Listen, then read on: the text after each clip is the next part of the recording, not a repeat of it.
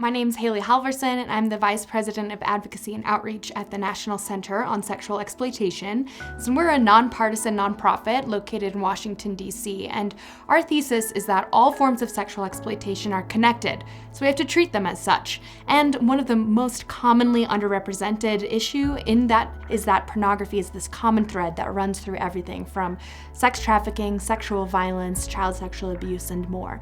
And so we work to create a world that's free from sexual exploitation, primarily through policy advocacy, and we lead the Coalition to End Sexual Exploitation. That's a really cool thing that we do because we unite over 300 groups around the country and increasingly around the world that are working on these issues. We've got conservative Christians uniting with atheist radical feminists who are able to look at each other and say, no, actually, pornography is degrading to women and it's harmful, and just find a common ground where we say human dignity matters and we want to advocate for that and create a united front.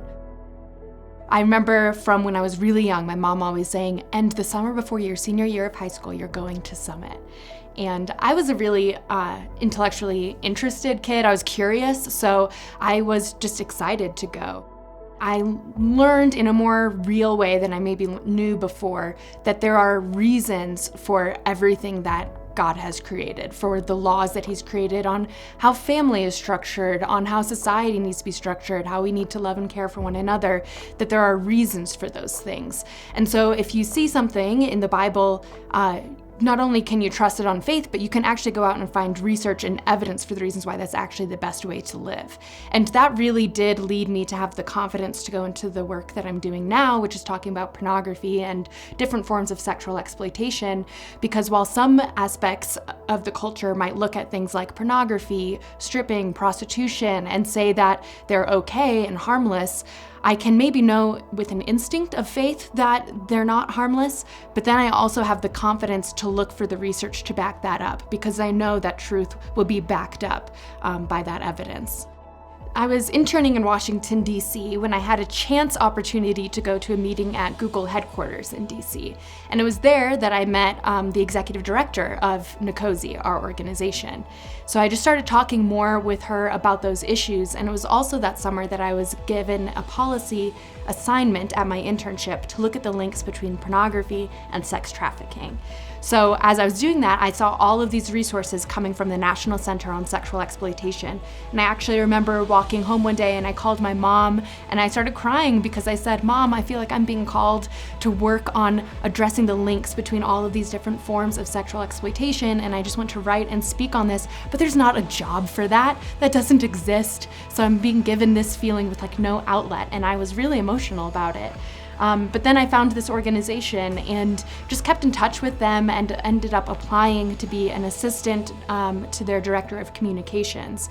Within 6 months, I got promoted to director of communications, and then about a year and a half ago, I got promoted to be vice president of advocacy and outreach. Joining us now is Haley Halverson, director of communications for the National Center on Sexual Exploitation. We need to combat the demand, the sex buyers. That needs to go from Capitol Hill, what kind of legislation they're putting out, to Hollywood, what kind of themes that they're normalizing in entertainment. I basically am leading our efforts to change corporations because we believe that corporations are really driving our culture right now. Most people don't really know a lot about their state senator, but Google is impacting their life on a day-to-day basis. So we realized if we can get these corporations to stop profiting from or promoting messages of sexual exploitation, we can have a really immediate impact on the culture. It's amazing being at this organization because we see victories all the time. So for example, we started working on this campaign to get hotels to stop selling pornography in their on-demand TVs in hotel rooms. And over years we were working on this, and at one point a Hilton executive called us and said, we're getting 1,000 emails a week from your supporters asking us to stop selling pornography, so what do we need to do to get them to stop? And they stopped, and then 3 other hotel chains followed. So what that means is that there's now 2 million hotel rooms around the world that are no longer profiting from or distributing pornography. So that's a big chunk of money out of the pornography industry's budget, which I like. But then the other thing too is that I heard from a sex trafficking survivor who is regularly trafficked in hotel rooms. And she said that she was constantly brought in and men would order pornography on the TV and then instruct her to act it out with them. And she said when she went into a hotel room and realized that they were no longer selling pornography, she felt a moment of hope and like maybe someone out there noticed and cared about women like her. So seeing that this is having an impact not only on individuals who are just struggling with pornography, but also on people who are being trafficked was really rewarding. Summit definitely influenced me in pursuing this career because it taught me that there are answers for everything, that there's a reason for when you feel like something's not right, it's probably not. And you don't need to be afraid to ask questions. And that there's a Christian, biblical answer for every major issue of the day going on in our world. So as I started looking at sex trafficking, sexual assault, pornography, I realized there's a Christian response to this, and I can look and find it. I also think just seeing the speakers who are so intelligent and accomplished, speaking with such conviction on truth, reassured me that you can be brave and you can speak truth in a public space, even maybe when the most of the culture isn't going to agree with you, but that if you have truth on your side, it's a thing worth doing.